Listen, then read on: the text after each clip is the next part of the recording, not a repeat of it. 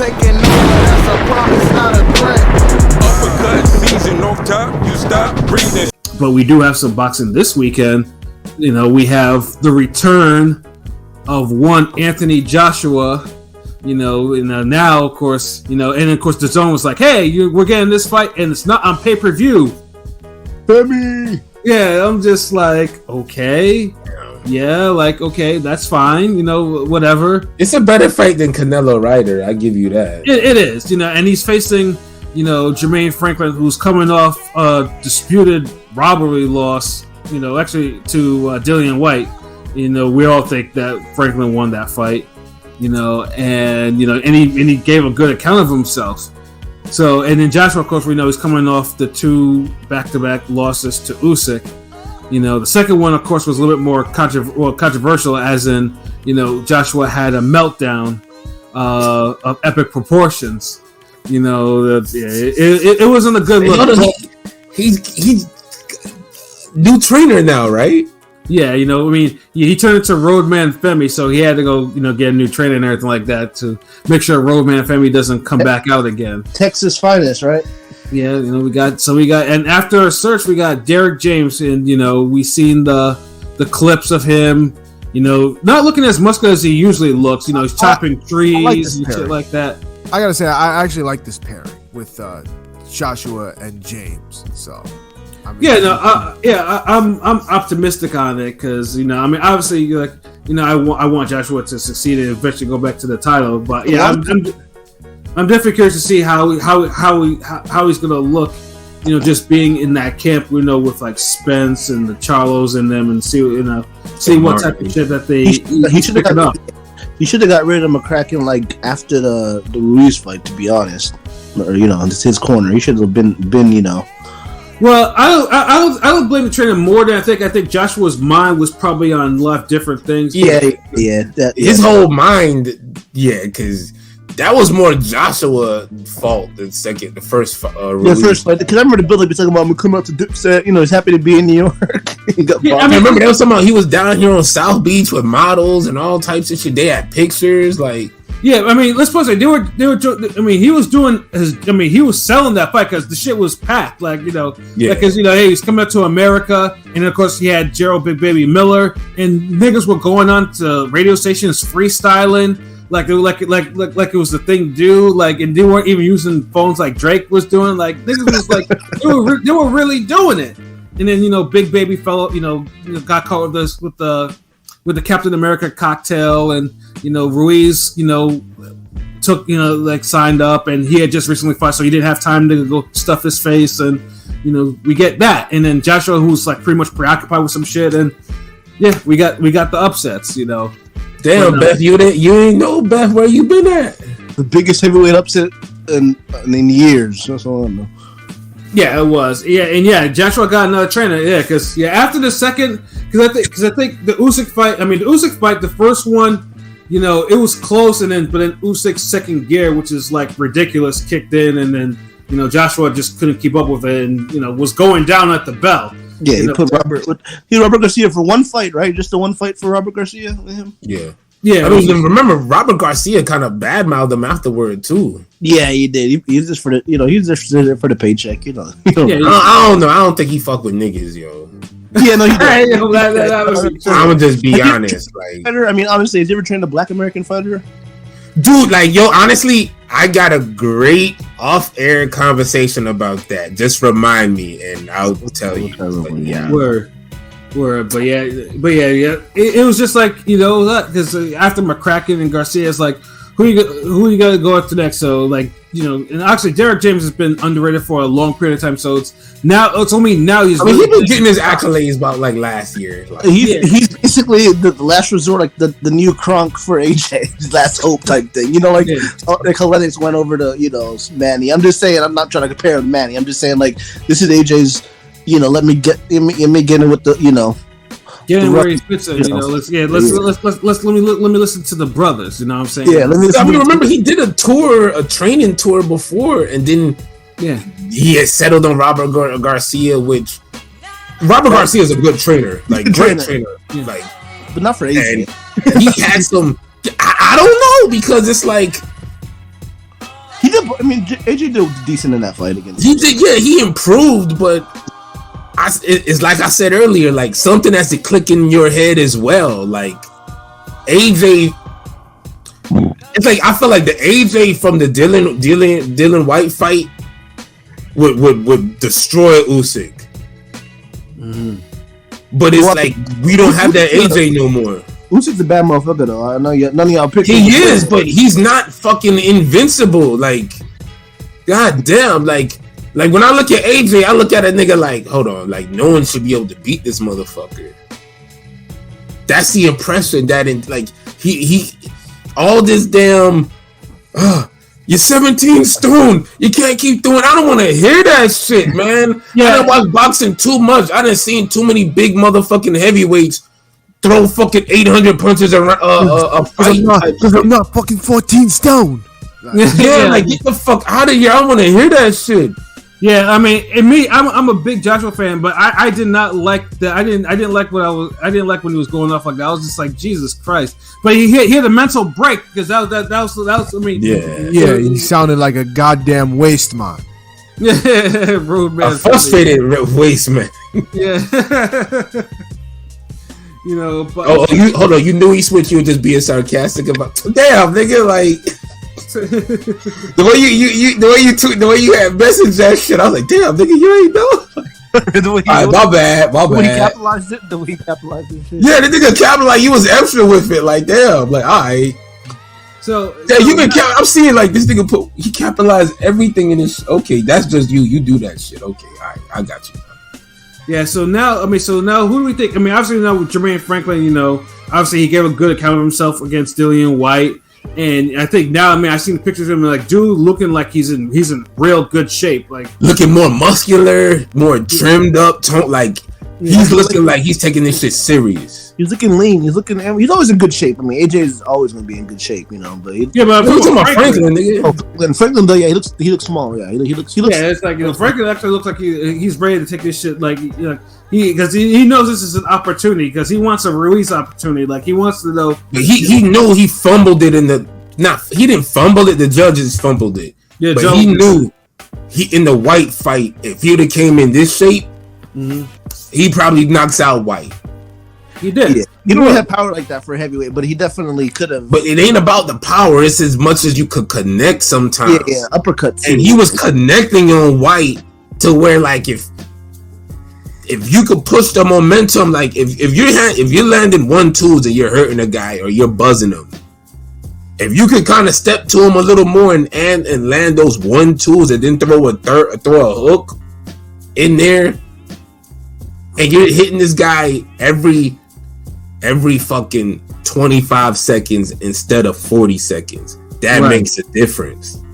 Right. When you don't have the fitness, you're clipping a guy every 40 seconds. You're okay, boom, boom, sizing him up, walking him down, counter, boom, boom.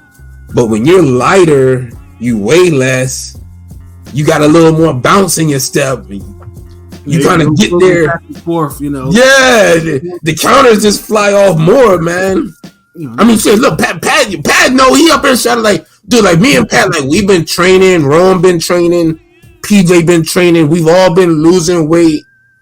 Niggas looking good in the gym. Like, we're not just saying this on some sideline shit. Like, right. Niggas is really living what we talking about, and you can see it in Franklin. And I'm proud of him. Like, and that's why I want a good performance from him. I'm proud of Joshua making the decision. I'm just proud of everybody. Like, we got two brothers. We got the UK brother. We got the brother from America. Like, hey, nigga, like, we got the brother. You know, like I said, because I mean, as I mentioned before, like the Black American heavyweight, like, you know, you need more of them. You know, it's like, yeah. And I'm glad to see this. And it's like they're like, so like, look, who the fuck y'all got? Like, I'm hyped for this. Shout out to DZ because we were talking about this earlier. So yeah, I saw that too. I'm still gonna go with Joshua because Joshua does have more power than him. He obviously has the big fight experience. Like, I expect a hard fight. I'm not gonna lie, because Franklin looks like he's gonna be determined.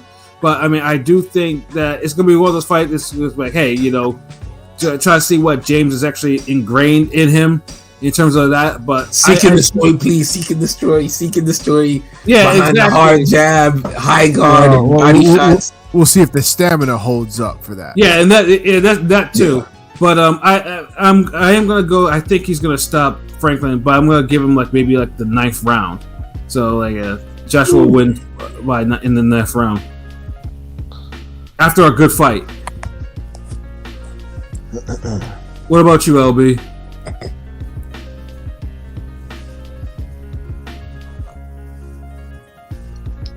Franklin by KO. Damn.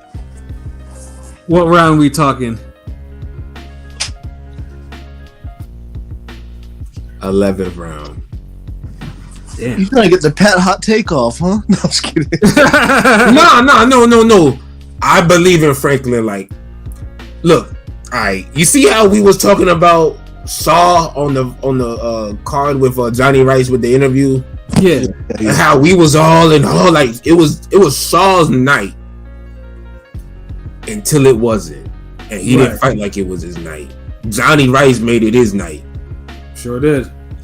And I felt like Franklin had a similar situation with Dillian White, but the thing is, he lost that fight in the gym and with the judges. Sure did. But the reason why I say he lost the fight in the gym, because if he would have took it more serious, had his conditioning would have been better, he would have had a better performance and he would have had a stronger winning performance. Because he did get robbed. I felt he won clean. Mm-hmm. Clean and clear.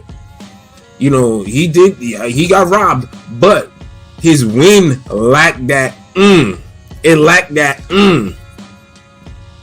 Right. If he could have put a couple of damn Colbert moonwalks into the fight, that would have kind of, sometimes you need that.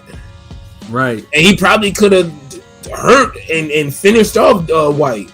You never know, but if you don't give yourself your best opportunity to win, you're always going to lose the fight in the gym. And I think he's learned his lesson. And and I'm not trying to get on the dude too much because I don't know the circumstances behind his last camp and all that, but just I see that he wants to make that improvement, and he's improved. He looks shaped on point. Franklin operates real good on the mid range. He knows how to jab his way in. He moves his head, good angles, throws combinations, lets his hands go. Good punch selection. I feel like in a way he's wrong for Joshua, especially a Joshua who's trying to find an identity. Yeah, he got robbed against White.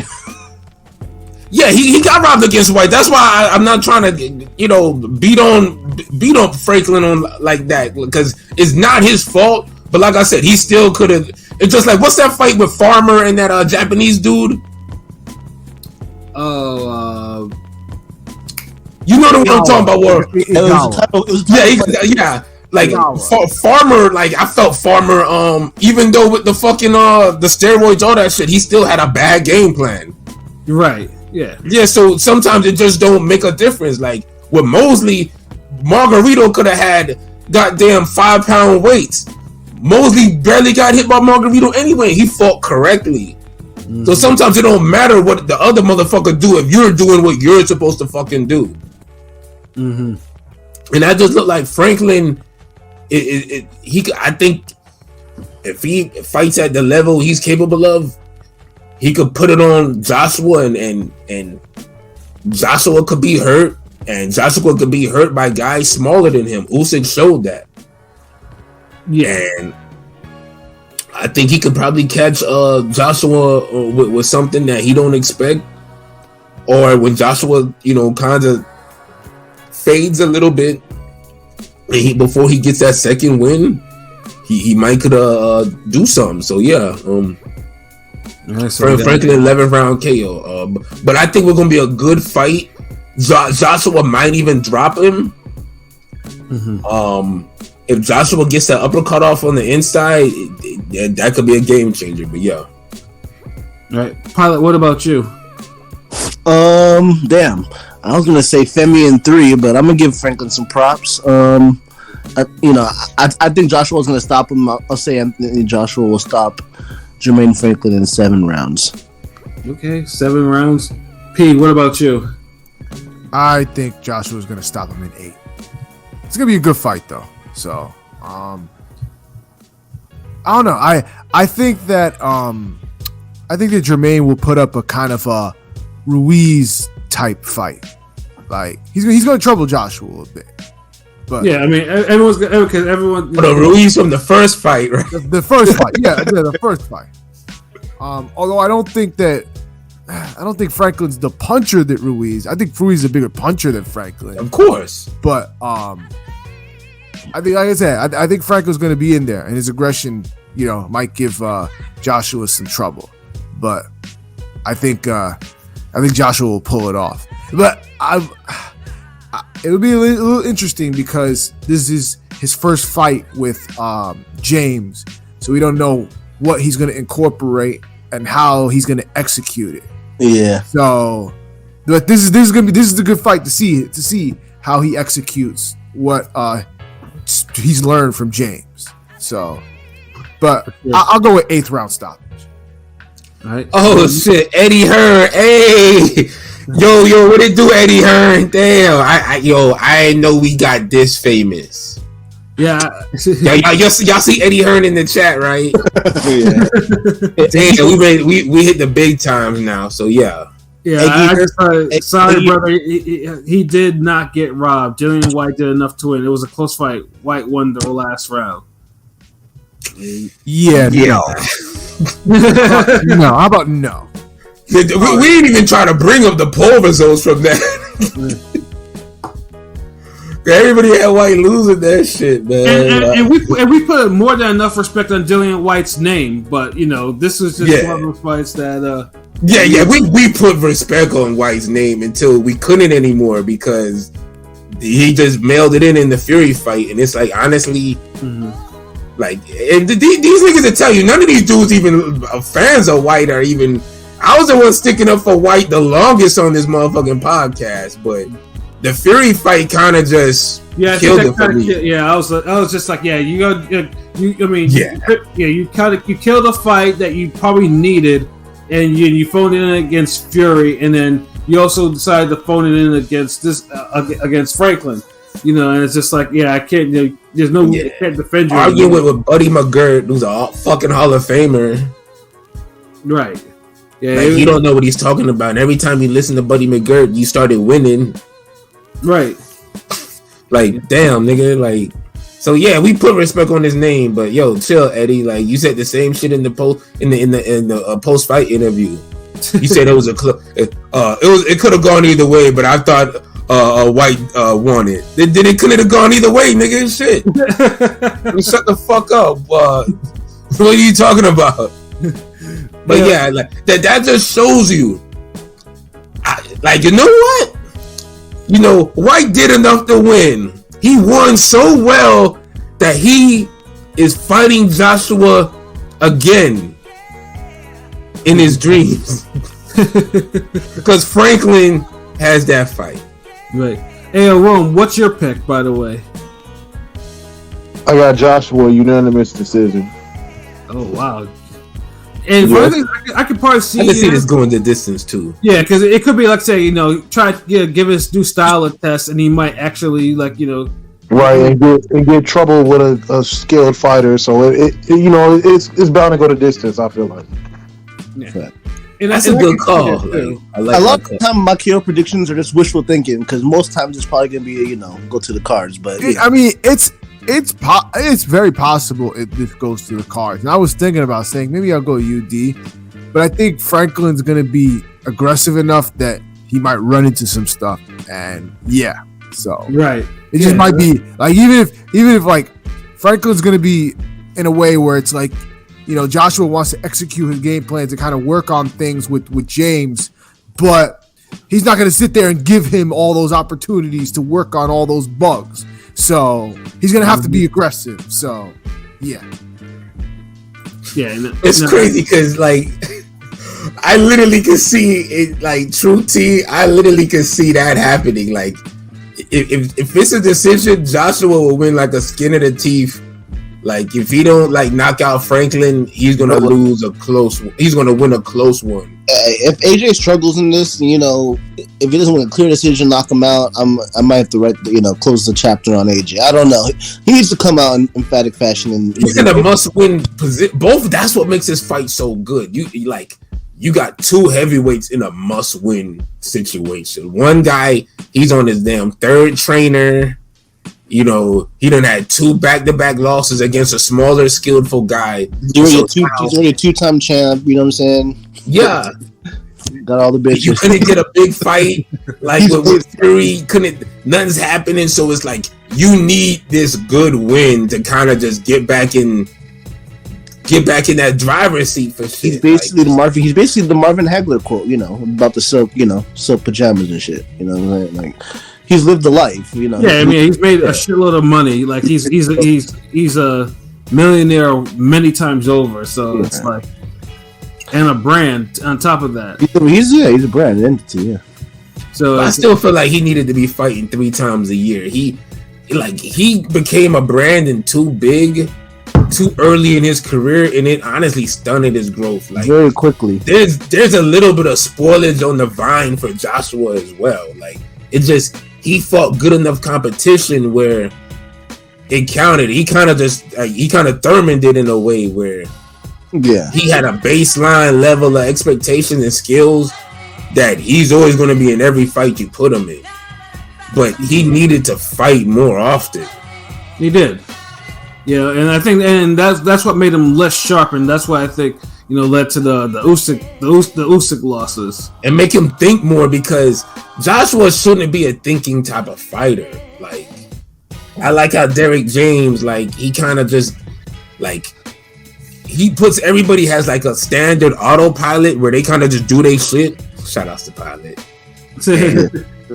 But they also they got reactive thinking where, like, Mel could hit you with a counter. He could hit you with a counter, step back, right hand. He could hit you with certain counters and reactive shit where you got to be a thinking motherfucker, but it's ingrained to be an instinct. But you're not just waiting for instincts to kick in or counters to happen. You're actively kind of just doing your autopilot, which is, you know, walk a guy down, pump a hard jab, work the body, beat a nigga up. Mm-hmm. And he had to incorporate more Spence traits than Jermell traits, though. You know, I'm just saying, like, yes, but I'm glad you mentioned that, because Joshua literally could be a big Spence. He could be a big ass Spence if he wanted to. Yeah, like, but he also needs to have a little bit of the Martin and the Charlo in him, where he could bust out that thinking, reactive instinct, because Joshua has shown that before with them fucking uppercuts. Right. Mm-hmm. Or that left hook. Like, he's not like, Joshua could be a great, methodic, one-dimensional dude, but he has some surprises in his game.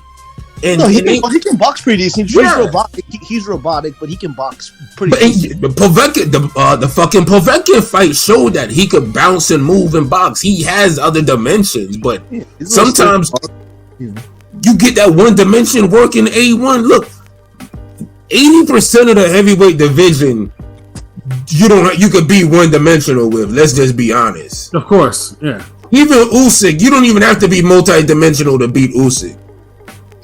Like, your one approach could give him hell.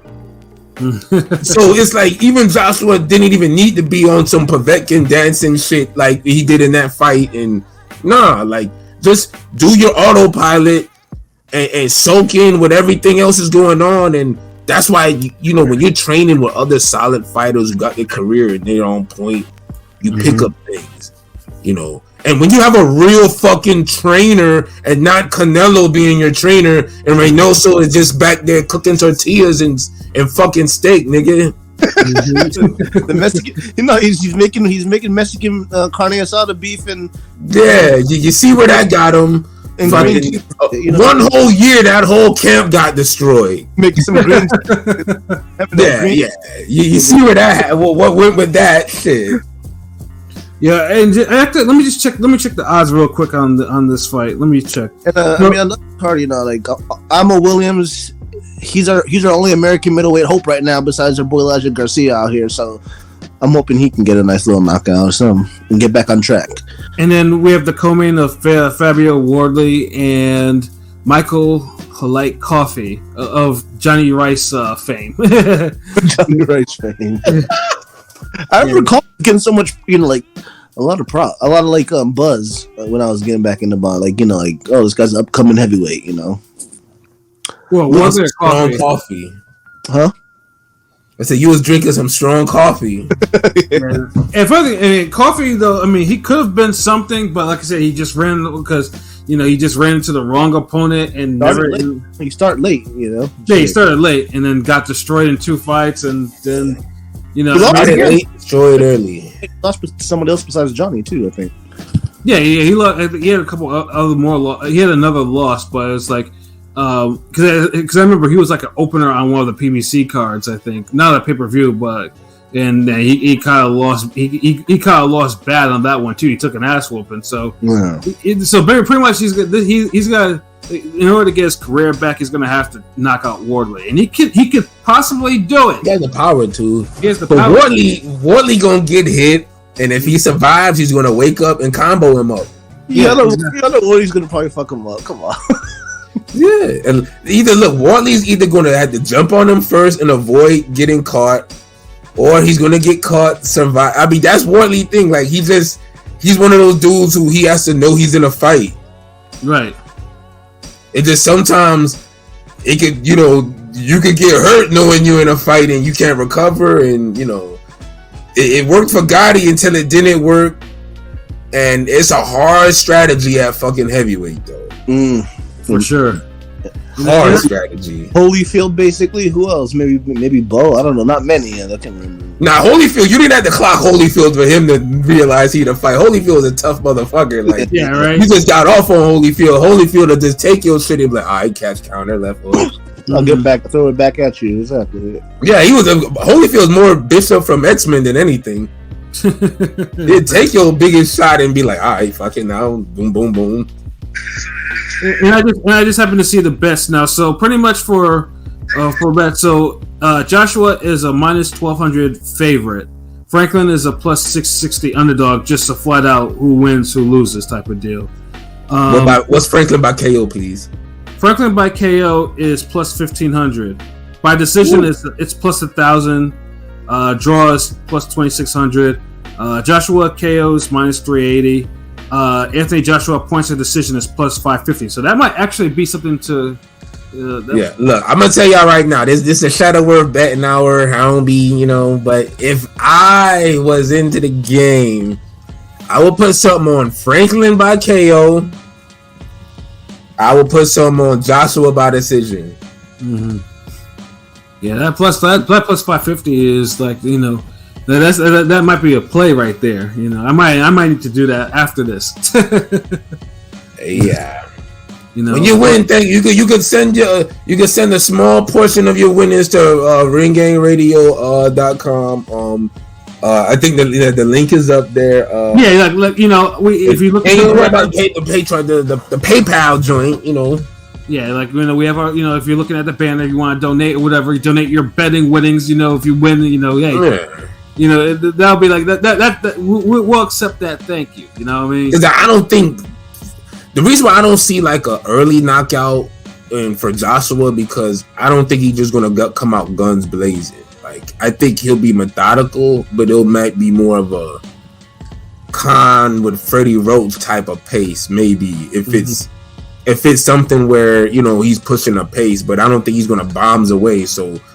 And then Franklin, you know, he's looking for counters and he's going to be actively moving. So I don't see this as being an early fight unless they really make it a shootout. But right, a majority decision for Joshua or a Franklin late KO. Yeah, if I was betting, those would be the two shit I would go for.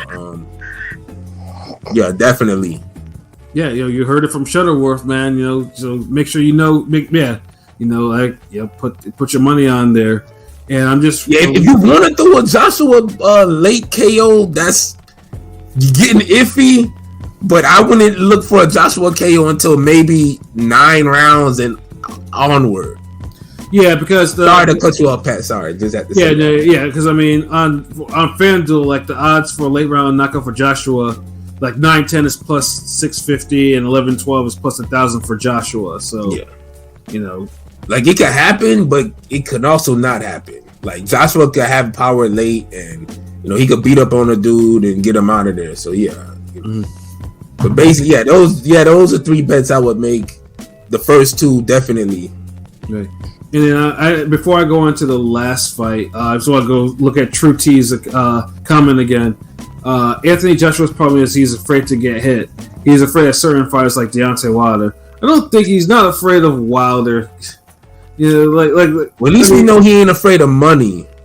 Yeah, a certain fighter was, and he kind of self-admittedly later on, and ducked the guy. Yeah, he ducked the guy. Yeah, pretty much. Yeah.